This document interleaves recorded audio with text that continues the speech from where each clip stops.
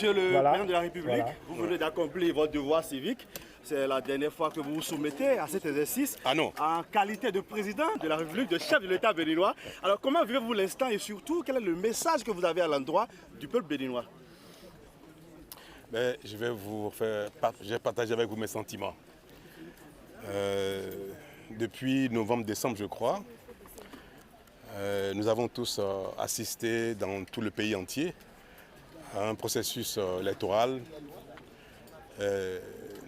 visant cette fois-ci à changer tout le personnel politique dirigeant, aussi bien législatif, communal que présidentiel.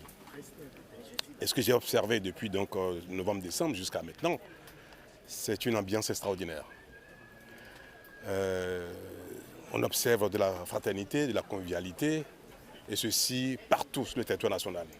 Moi, j'en suis personnellement très heureux, voire même enchanté. Et le point d'ordre, c'est l'élection présidentielle dans laquelle nous sommes, actuellement dans laquelle nous sommes, et qui nous fait constater depuis quelques semaines, et principalement depuis quelques jours, de manière encore plus intense, une véritable ambiance de fraternité dans le pays. On observe que les acteurs politiques ont tourné dos à l'invective et tout se passe comme on a rarement vu et ça nous donne l'assurance que le Bénin, sur tous les plans, change, évolue et a franchi un nouveau cap dans son histoire. J'en suis heureux, satisfait et je vais partager avec vous ce sentiment d'un aboutissement, quasi-aboutissement. La réforme politique nous a créé beaucoup d'histoires, de heurts, de bagarres. Mais on voit bien aujourd'hui que le peuple entier adhère à ce nouveau mode de vie. Et aujourd'hui, quelle que soit l'issue du vote, nous aurons tous la certitude que le Bénin a franchi un cap dans son histoire. Et c'est ça. Ce que les peuples attendent de leurs responsables dirigeants, c'est de porter la communauté à évoluer dans tous les domaines, y compris dans les domaines les plus délicats, les plus controversés. Alors vraiment, mon sentiment est un sentiment de satisfaction, ce que j'ai obtenu depuis quelques jours. Et je quitte la charge avec le sentiment d'avoir donné le meilleur de moi-même, d'avoir amené le pays à faire quelques pas dans tous les domaines. Quelle est votre prochaine destination, Monsieur le Président?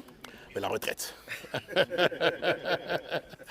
J'ai besoin de faire autre chose, de m'amuser, de sortir, mais tout en restant un bon citoyen.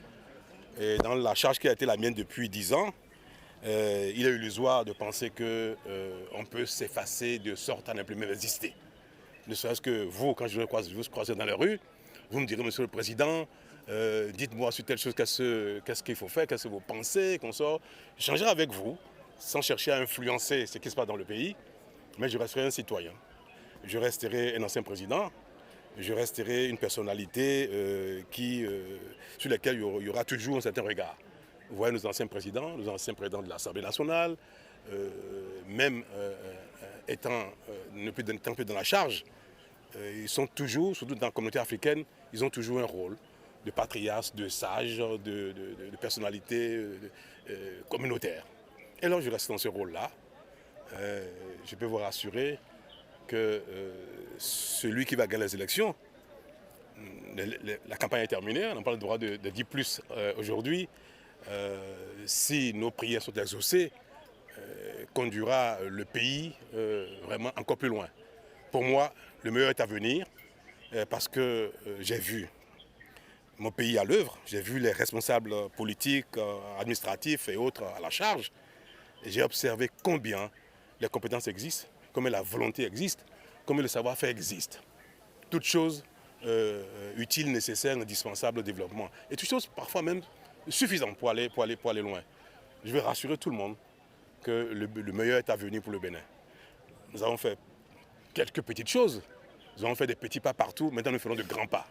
J'ai la conviction, et comme je le dis souvent, mon souhait est de voir de mes yeux un Bénin grand, puissant, dans lequel il y aura de la fraternité, de la convivialité, dans lequel chacun trouvera son compte d'une manière ou d'une autre. Voilà ma prière, voilà mon sentiment, voilà ma certitude. Vous irez au Sénat? Vous savez, il y a un risque un peu. Quand il y a effectivement beaucoup de convivialité, de fraternité, celui qui doit sacrifier une course personnelle, une charge familiale pour aller voter, peut se dire « Oh, c'est très bien, c'est gagné déjà, donc on peut ne pas aller voter. » Ce n'est pas ma seule voix qui fait la différence. Quand ce sentiment est largement partagé, ça peut affecter le taux de participation. Donc, trop de convivialité, trop de bonne ambiance peut également émousser les ardeurs pour aller voter, quelles que soient les charges qu'on a au quotidien. Mais je vais compter sur le patriotisme de nos compatriotes, je vais compter sur le civisme des uns des autres pour qu'il y ait une bonne participation au-delà de la fête. La fête, ce n'est pas suffisant. Nous sommes dans la fête, c'est vrai, depuis quelques jours, mais ce n'est pas suffisant. Il faut que chacun montre bien qu'il est un citoyen et qu'il a joué son rôle dans l'évolution du pays. Merci les amis. Ouais. Vous servirez au Sénat Oh pour les années à venir. Mais notre constitution prescrit désormais que tous les anciens présidents, tous les anciens présidents de l'Assemblée, tous les présidents de cour constitutionnelle siègent dans un conseil de sages. Je ne vais pas me dérober à cela. Et ce n'est pas ma nature d'ailleurs. Tout est de savoir quel va être le rôle global de ce conseil de sages, où il y aura le président Soglo, le président Boniaï, le président Talon, le président Moussou Bruno, Mbedji, Idji Kolaole, Nago, le président Vlavonou, le président Dossou Robert, le président Olo, la présidente Poyon.